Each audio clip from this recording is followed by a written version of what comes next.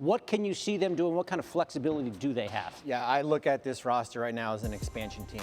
I really do, and I think when you look at it right now, this is their starting five, and we have R.J. Barrett in there who's injured right now. You've got placeholders, non-guaranteed for next year, a non-guaranteed contract. He's your big trade asset on an expiring $15 million contract. He's got a non-guaranteed contract. So when you're looking at, so what are your big questions as far as this new president? You have to make a decision. I call them placeholders, right? It's like a warm body for that next player coming in. You've got 4 players. You've got Elfrid Payton, Reggie Bullock, Wayne Ellington. Do you look to try to move them right now, or do you wait into the summer? It's a hard decision because there's nobody in charge right now except for Scott Perry, who's the general manager. Turn contracts into draft assets. If you can take that Marcus Morris contract and turn it into maybe a future first-round pick, maybe a pick from the Los Angeles Clippers, go ahead and do that. Here's what got him in trouble last year. Don't focus on cap space in 2020. We saw it in 2019. It was a spending spree, right? $60 million went out the window in 24 hours. They potentially could have $50 million in room. If you were going to use cap space, take it on players who maybe are on expiring contracts. Build up your draft assets, and this leads us to number 4. They've got all their own first-round picks. Okay. They've got that Dallas pick from the Kristaps Porzingis trade in 2021 and 2023. So the cupboard is not bare for somebody to come in and take over this.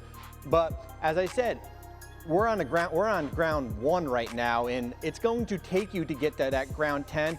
This is a 2 to 3 year project. The problem with it is it's been a 2 to 3 year project for many years there in New York. They haven't made the postseason since 2013. They're not going to make the postseason this year. Tough times for the New York Knicks, who, again, replacing their president today. Bobby Marks giving us some thoughts on that team's roster. What led to this decision to part ways with Mills? Well, a lot of losing. You just documented that, Matt. And an organization right now that feels rudderless. Think to ownership, to its fan base around the league.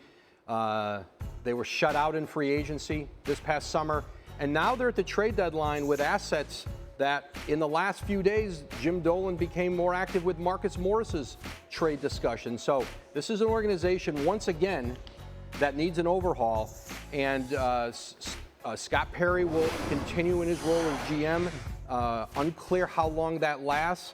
But New York, I'm told, has already met with one potential candidate to replace Steve Mills. And you had said earlier on SportsCenter that they have a wish list of who they would like to become the next GM. What can you tell us about that? Well, Masai Ujiri, Toronto's president, has been at the top of Jim Dolan's mind for years. He's been bamboozled by him in some different trades, one in Toronto, one in Denver. And Masai is at the very top of his craft. Here's the issue now for New York, and here's what's going to hamper that pursuit. Ujiri is under contract through the 2020-21 year, and New York has made it clear that they don't want to send any potential draft compensation to Toronto. The time it would take to wait out the season and get to a point where they could even get permission from Toronto, gauge Ujiri's interest. My sense already now is New York is trying to move quicker than that. And the idea of Masai in New York, it may never come to pass because I think Jim Dolan wants to move faster and getting somebody in place to start this organization on a new direction. And I know Knicks fans are seeing this news this afternoon. Yeah, that's all well and good. What up the owner? The owner's not changing. It's just right now the team president and GM, just 2 days ahead of the trade deadline, they are going to go to a franchise overhaul. Thanks for watching ESPN on YouTube. For highlights and analysis, check out the ESPN app. And for live streaming and premium content, check out ESPN+.